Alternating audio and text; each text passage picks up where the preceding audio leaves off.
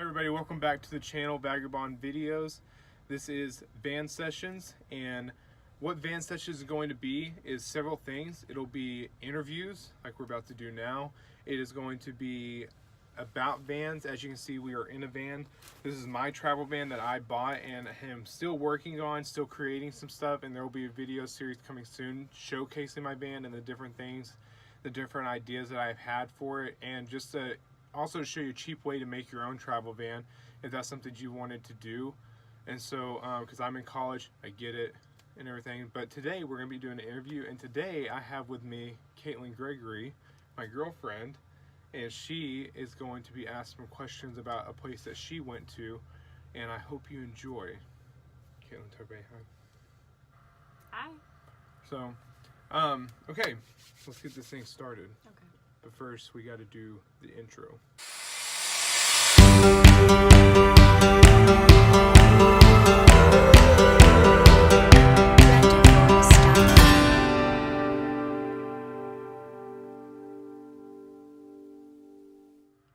Okay, Kaitlyn, where is the one place you went to that you absolutely loved that you want to share with people? I am going to talk about Chihuahua, Mexico, which is a place I have been 2 times. We went to a little town called Anahuac, and it was kind of like the slums, but our main goal there was to visit the orphanage. They're called Casa de la Esperanza. Nice. And so how did y'all get there? Did y'all fly? Did y'all drive? Oh, we drove. Y'all drove. How long was the drive? Oh, I don't even know. We split it up into like 2 or 3 days every time. The first time we just took our church van all the way down to Chihuahua. The second time we hit the border, and then we got on some Greyhounds all the way down to Chihuahua, so that was an interesting experience also. So question, side note. Yep. Do you prefer to fly or do you prefer to drive somewhere? I think they both have their own perks. Driving, you stop, you get nice little gas station stops, the routine road trip kind of feel, but airplanes, you also get like a whole different experience, and normally it's new and kind of special whenever you get on an airplane because it's not something that you do all the time. So I enjoy both. It's true. And that's something to real quick take in consideration when you are traveling.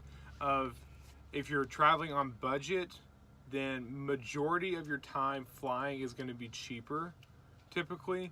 I'll give you an example. We are both going to Montana this summer, and I would love to be able to load up my van and head on the road to Montana, but it would probably be $500 more to our trip when we can purchase 2 tickets, and that's round trip, so we have our way there and our way back.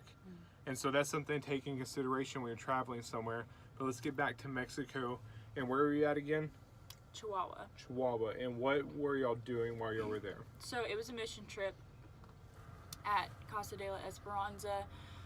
What we did was we lived on campus with the kids, got up early in the morning, helped cook food, played with the kids, helped them during school. We also, like near bedtime, there's so many of the kids and very little help, so a lot of times we'd help bathe them, put them in their pajamas, and tuck them in bed, which was, something really special to those kids because they didn't get that very often. Awesome. And again, that's something else to look at of why are you going? Where are you going? Are you going on vacation? Are you going on a mission trip? I've been on several mission trips myself. I've been to Peru twice. I've been to Montana twice. I've been in Nebraska. My parents have been to Mexico like 3 or 4 times and stuff. And Kaitlyn's been on numerous mission trips herself. And so that's something else to ask yourself. Why are you going? And what do you want to experience while you're there and stuff? Because that's the idea of travel, is you're going to experience and feel something. And so that's my next question for you. What is something that you felt while you were there in Mexico? Something that I felt was love. These kids went through tragedies, from abuse to abandonment to losing every bit of family that they had, and they'd come to this orphanage, be completely alone, feel completely alone, but still accept us whenever we came in and love us and have fun with us and laugh with us. And that was the true love that we felt and learned about at Casa, because oftentimes we don't experience that kind of love, that unconditional love that the children kind of showed to us, even though we didn't speak the same language, you know. Yes. And I think I've heard several people say before, they say things like, oh, I've seen the Eiffel Tower, I've seen the Leaning Tower of Pisa or whatever and stuff, I've seen the Empire State Building, I've been to the Rocky Mountains, right? Those are all great places to go, but that's not our world. That's not what seeing the world means to me. I think something I learned in Peru was seeing the world as people and what you feel when you see the people there, because that's what makes up communities and stuff, is when you go someplace and you meet these people, that's what you feel when you're there, is that love and stuff. And so don't forget that when you're traveling and stuff. Don't get lost in where you're at, but see the people and see the places that those people are living in and stuff. And so I think that my next question for you would be, is it difficult in a mission trip to keep focused on why you're there, but also trying to keep that wanderlust of travel?